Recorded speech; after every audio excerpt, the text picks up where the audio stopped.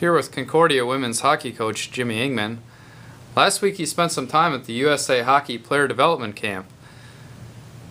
Coach, talk about your experiences there and maybe something you took from there. Well, the player development camps are unique experiences. This was the first time I did this age group, the 14 and 15-year-old gap. And the way USA Hockey works, at 14 years old they start bringing in the best players they feel in the country to get them, introduce them to the national program, to introduce them how the national program trains, such as nutrition, weight training, on-ice practices. And it's really it's starting at 14 a way to identify the best players and then slowly move them along to the 15, 16, 17 age groups to where when they get to the 16, 17s they're eligible for the World Championships. And at that age they start really narrowing it down to what the team will look like for invites for the World Championship main team and the Olympic team down the road. But this age group is unique. I've usually did the 16, 17s. The 14 and 15s are very energetic. For the 14s, it's their first experience ever at that level, and for a lot of them, it's the first time ever being associated with players all the same caliber of talent as they are. So it was unique. What you get out of it, basically USA Hockey brings the top 72 coaches in the country they field together. 35, 40 at this camp, same thing at the 35 at this camp, 35 at the other camp. All ranges, Division I, Division III coaches, and a lot of the big youth organizations that are where a lot of the players come from for the World Championships, where they're developed. They bring these coaches together, they really implement a plan of how they want their players trained, and the neat part about being at the camp is, one, you get to give back for what I feel like give back to USA Hockey for what they gave me throughout my life.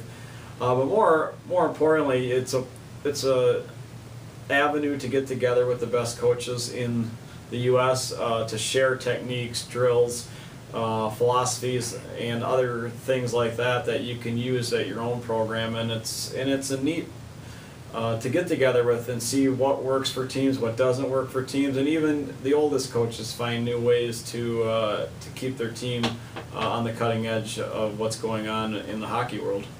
What's something maybe you took from the camp? I think the biggest thing I got out of the camp this year was a lot of the off-ice stuff that's going on and what teams are doing to combat things they feel are affecting what used to be common with the team, such as cell phone usage, Facebook, which we're talking about right now.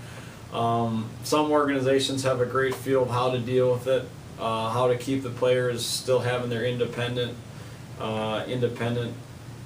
beliefs, but still have them come together as a team. And I think a lot of that is just throwing ideas off coaches of this is what they're doing with their organizations and what might work here. I think with the way technology is, you got to stay on the cutting edge. I also, interesting, found out I was probably one of the coaches without an iPad in my life.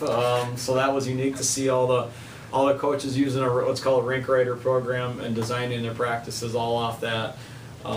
It's just a lot of the off-ice stuff this year, and some new twisted drills that we do.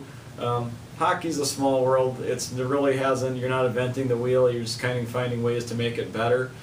So there were some of the drills that we currently use that a little twist to them to make them to change them during the year to keep them interested in the drill and what the point of the drill are. But I think this year is a lot of the off-ice, and now that last year was our first real year at a championship type level where our team felt like we were right there contending for a championship, and obviously we had a great playoff run, but now what's the step to take it to the next level? And it was nice, like I said, I sat next to Karen Thatcher to my left in the locker room, who was on the U.S. Olympic team, and Dan Cook to the right, who's the associate head coach of the Badgers. So a lot of good people, just examples of two people around, and that's just two in the room.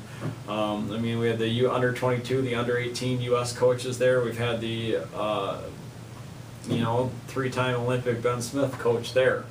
So there's a lot of avenues you can shoot things off of, and you've had people that have been in the game for 20, 30 years that are still trying to pick up things, and you got people who are just getting in the game that have great ideas. So it's really a taking unique things that I was looking for going there and now implementing them in our program. All right, Coach. Thanks for your time.